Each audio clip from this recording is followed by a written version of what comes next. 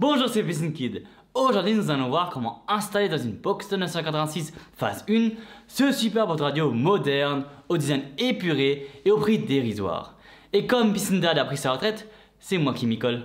Dès que j'ai eu ma Boxster, j'ai tout de suite voulu me débarrasser de l'autoradio aftermarket installé par le précédent propriétaire. Même s'il s'agissait d'un modèle récent capable de se connecter à mon téléphone via le Bluetooth, son design s'intégrait super mal à celui de l'habitacle. Mon père m'a alors suggéré d'installer le PCSM Plus de Porsche. Mais franchement, je ne suis pas prêt à lâcher 1500 € pour un simple autoradio. D'autant plus que le PCSM Plus ne peut même pas utiliser CarPlay en mode sans fil. Et c'est justement pour cette raison que mon frère, qui a un iPhone, a été obligé d'acheter en plus un émetteur Bluetooth à 15 € pour pallier à ce problème. Du coup, Piscine Dad m'a recommandé la version AliExpress du PCSM Plus pour moins de 200 €. Alors c'est sûr, il s'intègre plutôt bien. Mais personnellement, je ne voulais pas d'un modèle double DIN car je préfère largement conserver mes deux bacs de rangement.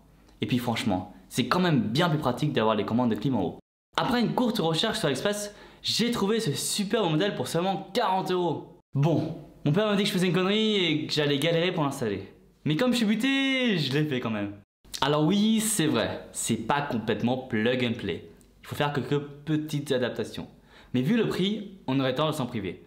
D'autant plus que cet appareil en vaut vraiment la peine, tant sur le plan esthétique que fonctionnel. Car contrairement au PCSM Plus, il gère en Bluetooth, Apple CarPlay et Android Auto. Bien entendu, il a tous les autres éléments classiques comme le lecteur MP3 avec la carte SD et la FM. Mais attention, il n'est pas compatible avec la nouvelle norme de radio digitale, le DAB+. Donc, si vous êtes en Suisse, vous n'aurez pas la radio. Si cet autoradio vous intéresse malgré tout, le lien pour le commander est comme d'habitude dans le descriptif sous cette vidéo. Je tiens aussi à préciser que cette vidéo n'est pas sponsorisée. J'ai acheté cet appareil avec mon argent. Je peux donc rester parfaitement objectif dans mes remarques. Autre point important, gardez à l'esprit que ce tuto n'est valable que pour les phases 1, car les phases 2 ont un ampli à fibre optique. La connectique est donc différente. Maintenant que les choses sont claires, on peut commencer. Étape 1, démonter l'ancien autoradio. Commencez par déclipser les caches latéraux en les tirant vers vous avec les doigts de cette manière. Ensuite, débranchez la prise de l'allume-cigare et celle des interrupteurs pour pouvoir enlever les caches. Puis, repoussez les câbles à l'intérieur de la console centrale. À présent, retirez les 4 vis qui maintiennent la console centrale. Avant de retirer le bloc, protégez le levier de vitesse avec du tissu pour éviter que cela ne raye le plastique du pommeau. Agrippez le bloc par les côtés, puis tirez-le afin d'accéder aux câbles qui sont derrière. Maintenant, il faut retirer les 4 prises qui maintiennent la commande de clim en les pinçant. Faites de même avec la prise de l'autoradio.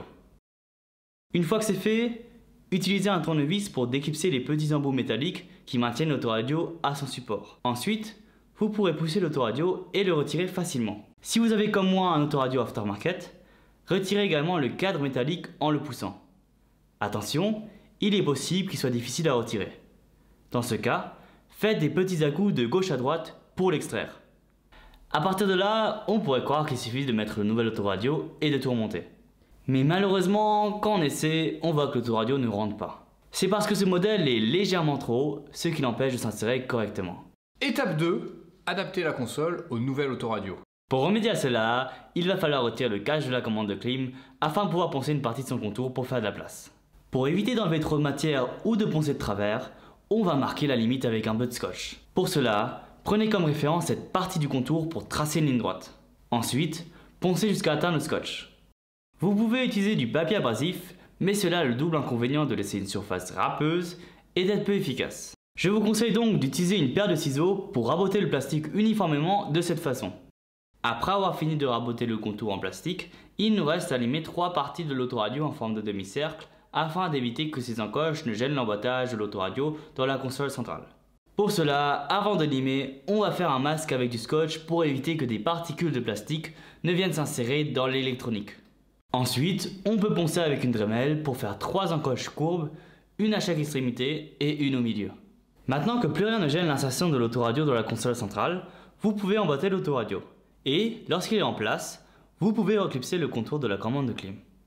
Notez que si je n'ai pas utilisé le cadre métallique pour fixer l'autoradio à son emplacement, c'est parce que cette surépaisseur l'empêchait de s'insérer.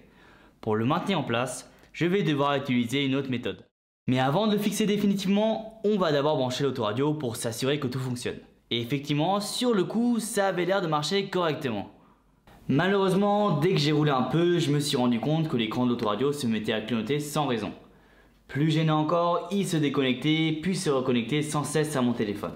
En essayant de résoudre le problème, j'ai d'abord pensé que le souci venait de l'autoradio étant donné qu'il m'affichait le message d'erreur Stop Reversing. J'ai donc essayé de trouver un menu pour désactiver cette fonction. Malheureusement, il n'en a pas. Cependant, en faisant des recherches sur cette autoradio, j'ai pu trouver un forum qui laissait penser que le problème venait du câblage et non de l'autoradio. Étape 3, résoudre le problème de câblage. Finalement, j'ai compris que le problème venait d'un des câbles de la prise. Sur la Boxster, ce câble sert normalement à indiquer la vitesse pour que l'autoradio ajuste le volume. Malheureusement, sur cette autoradio aftermarket, cet emplacement de la prise sert à activer la caméra de recul. Voilà donc pourquoi ça ne marchait pas. Du coup, pour corriger le problème, il suffit simplement de déconnecter le câble en question pour que l'autoradio fonctionne normalement. En théorie, pour résoudre le problème, j'aurais dû couper ce câble.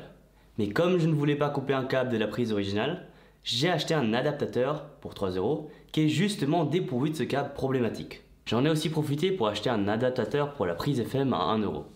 Là encore, vous trouverez les liens pour commander ces deux pièces dans la description sous cette vidéo. Maintenant qu'on a la rallonge, il va aussi falloir nous débarrasser d'un autre câble qui interfère avec la luminosité de notre écran en le faisant passer du mode jour au mode nuit sans arrêt. Sur ma rallonge, c'est ce câble orange que je vais tout simplement devoir couper et isoler avec du Chatterton. Si vous voulez couper le câble sur votre prise originale, voici son emplacement. En temps normal, ce câble sert à diminuer la luminosité de l'écran quand les phares sont allumés. Malheureusement, le signal envoyé par la Boxster n'est pas correctement décodé par l'autoradio, le poussant à alterner mode jour et nuit en continu. À présent, on peut maintenant procéder au remontage de notre autoradio. Mais avant, on va scotcher notre autoradio avec du ruban adhésif toilé à l'arrière de la console centrale pour le fixer et éviter qu'il ne se détache de son emplacement. Alors, ça fait un peu bricolage de margoulin. Mais ça tient bien dans le temps, car pour l'instant, en 8 mois, ça n'a pas bougé. Étape 4, installer le nouvel autoradio. Commencez par brancher la prise FM avec l'adaptateur. Ensuite, on va brancher la rallonge au faisceau de la voiture, puis à l'autoradio. Maintenant, branchez les 4 prises de la commande de clim et repoussez les câbles pour préparer le remontage de la console centrale. Normalement, ça ne devrait pas forcer quand vous l'insérez. Si c'est le cas, c'est qu'un câble est resté coincé et risque d'être sectionné. Attention, pensez à sortir les prises des interrupteurs et de l'allume-cigare. Ensuite, revissez les 4 vis, puis branchez les prises aux interrupteurs. Vous ne pouvez pas vous tromper en les rebranchant, car chaque prise a une indication de couleur qui correspond à celle de l'interrupteur. Pour finir, reclipsez les caches latéraux et laissez la magie opérer. Étape 5, changer l'image de l'écran de démarrage. Cette étape n'est pas indispensable, mais elle participe grandement à l'intégration visuelle de l'autoradio. Car au lieu d'avoir cette image standard d'une voiture fictive au démarrage, vous pouvez mettre à la place une image avec un logo Porsche, ce qui est quand même bien plus classe. Malheureusement, changer cette image d'accueil n'a rien de simple ou d'intuitif. C'est pour cela que je vais vous expliquer la marche à suivre. Tout d'abord, vous aurez besoin d'une carte microSD que vous brancherez à votre ordinateur. Que ce soit Windows ou Mac, ça n'a pas d'importance. Ensuite, il va falloir créer un dossier intitulé Logo, tout en minuscules. Après, on peut aller chercher une image de logo Porsche qui nous plaît et la télécharger. Maintenant, il faut la retoucher pour l'avoir dans les bonnes dimensions et dans un format compatible avec l'autoradio. Alors rendez-vous sur ce site internet Pixelaire qui permet de retoucher des images gratuitement et sans compte. Le lien est là encore dans la description sous cette vidéo. Cliquez maintenant sur Créer un nouveau, puis allez dans Photos. Choisissez une taille d'image de 1280 pixels de long par 580 de haut. Cochez Contexte pour avoir la couleur de fond désirée et cliquez sur Créer. Ensuite, on va ajouter un rectangle de 1280 pixels par 70 pixels. Cette forme va nous servir uniquement à visualiser quelle partie de l'image va être coupée par l'autoradio. Donc, à présent, ajoutez votre logo Porsche, redimensionnez-le à votre guise et centrez-le. Maintenant, on peut l'enregistrer au format JPEG. Il ne reste plus qu'à mettre l'image retouchée dans le dossier Logo créé plus tôt. Maintenant, retirez la carte de l'ordinateur. Allez ensuite dans votre Boxster, mettez le contact pour allumer l'autoradio, puis insérez la carte microSD dans l'autoradio. Pour changer l'image, allez dans les paramètres de l'autoradio, ensuite dans le menu Factory Reset et tapez le code 112233 pour activer le menu qui permet de changer l'image de démarrage. Maintenant, appuyez sur Select Logo Card et votre logo devrait apparaître. Cliquez sur votre logo et appuyez sur Save.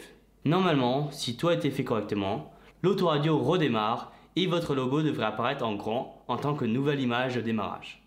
Voilà, c'est terminé. Après quelques efforts, je me retrouve avec un autoradio plus élégant et performant que le PCCM Plus pour 1450 € de moins. Alors vu l'économie réalisée, franchement, ça en valait la peine. Comme quoi, faut pas toujours suivre les conseils de son père. Allez, à la prochaine.